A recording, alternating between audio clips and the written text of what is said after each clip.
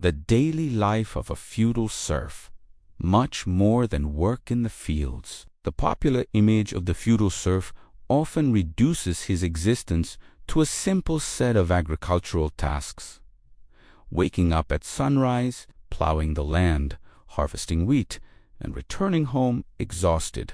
Although these elements are part of the medieval rural reality, they represent only a small portion of the complexity that involved the daily life of a serf. Servile life was marked by customs, family responsibilities, religious duties, survival strategies, intricate social relationships, and a deep connection with the community. To truly understand who this central character of feudal society was, one must go beyond the stereotype and immerse oneself in his world, a universe of traditions, tensions, hopes, and routines that have shaped Europe for centuries. The servant's journey began long before he set foot in the fields. His life was shaped from birth. Unlike urban artisans or nobles who inherited titles, the serf inherited his social condition. A child born within the limits of the fief automatically belonged to the lord's jurisdiction,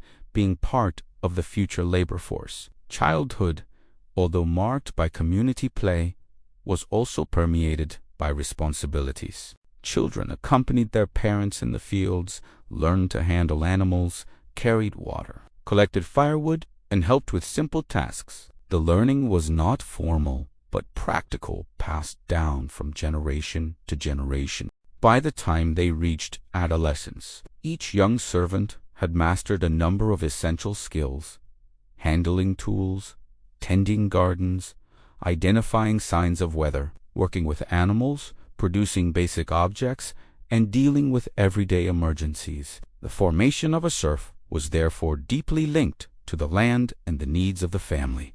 There was no rigid separation between work and personal life. Everything was mixed in a continuous cycle of production, maintenance, and survival. Despite talking about work in the field, the agricultural routine was much more complex than simply planting and harvesting. The servant had to respect the agricultural calendar, which varied according to the season. In winter, for example, work in the fields decreased, but other activities gained strength: repairing houses, making tools, preparing stored food, and caring for sheltered animals. In the spring, the pace accelerated with planting. Summer required constant vigilance to avoid losses from pests or storms. Autumn was the harvest season, a critical time when the future of the community depended on the quantity produced. But the serf did not work only on his own land. An important part of his routine involved the so-called corvées, days of mandatory work in the lord's fields.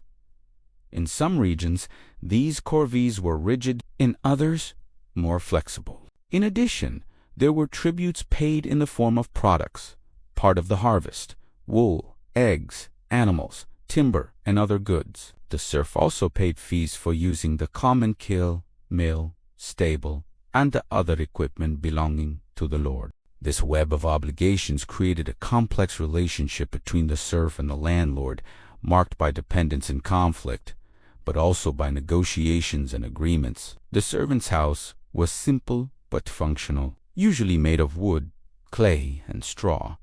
It consisted of a single room where the whole family slept, ate, and socialized. The fire in the center was essential for heating the environment and cooking food. Furniture was scarce: benches, a coarse table, makeshift straw beds, and storage chests. Life almost always took place in community, with houses lined up close to each other.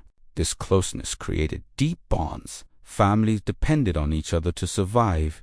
They shared tools, exchanged products, helped with childbirth, cared for the sick, and supported each other in the face of crises. The religious dimension also played a fundamental role in the life of the serf. The church was not only a place of worship, but the spiritual, moral, and social center of the village. All important events were marked by Christian rituals: baptisms, weddings, funerals, harvest blessings, and celebrations of saints. The servant learned from an early age that his position in society was part of a larger order, often interpreted as divine will. Faith offered consolation, hope, and meaning to the hard routine. At the same time, it forced him to pay tithes and participate in religious festivals that marked the annual calendarous cycle that organized time and reinforced social cohesion. The servant's life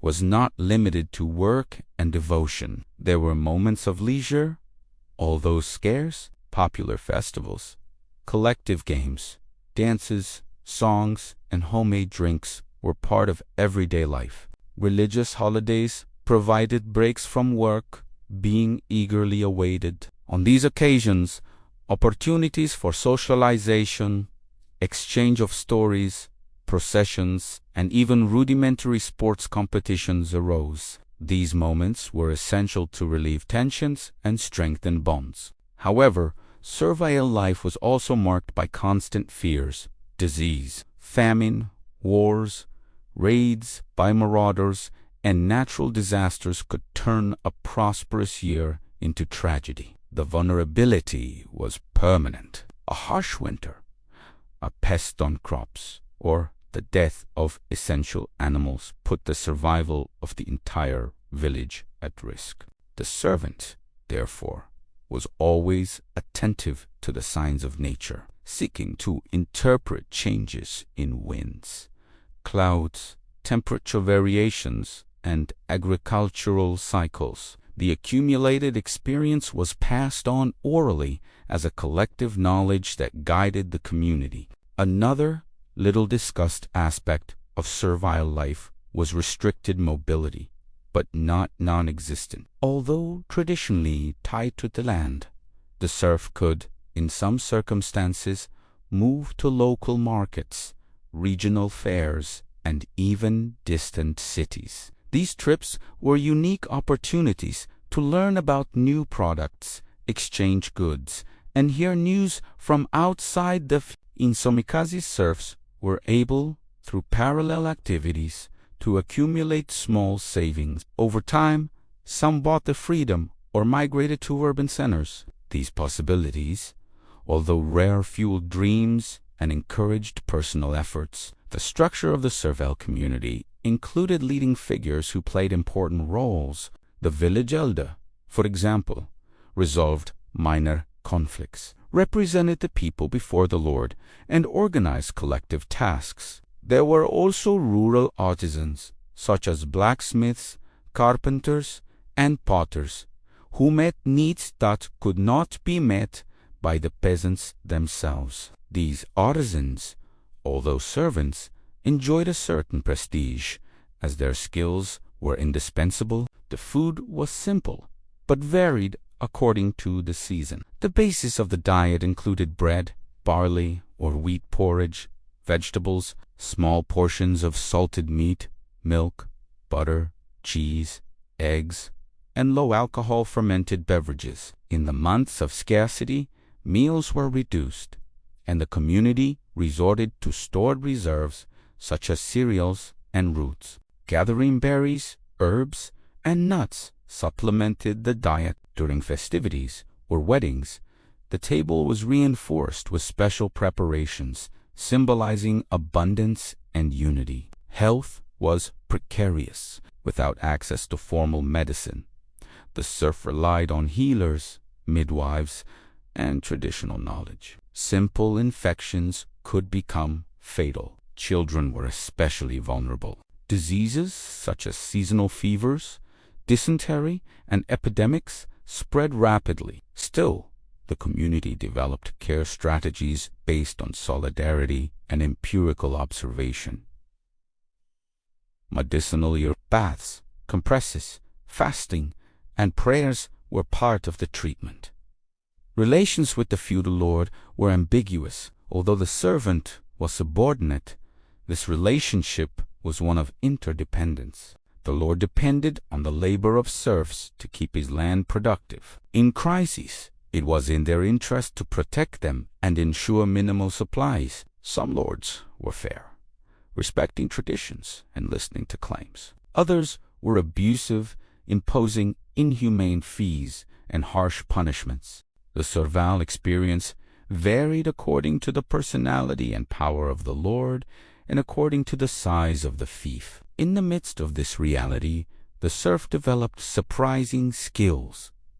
He was a farmer, cattle rancher, builder, artisan, occasional merchant, protector of the family, and active member of the community. Her life was multifaceted and required constant effort, but it was also full of meaning. He found purpose in family continuity, religious traditions, a relationship with the land, and the hope of better days for his descendants. The social functions within the fiefdom also created a web of responsibilities and identities. The servant's connection to his village was profound. Weddings, births, and burials were communal events. Solidarity between neighbors was a matter of survival. Caring for huérfanos, helping the elderly, and supporting families in difficulty were common practices. The notion of servile community was so strong that many villages survived even when the castle was attacked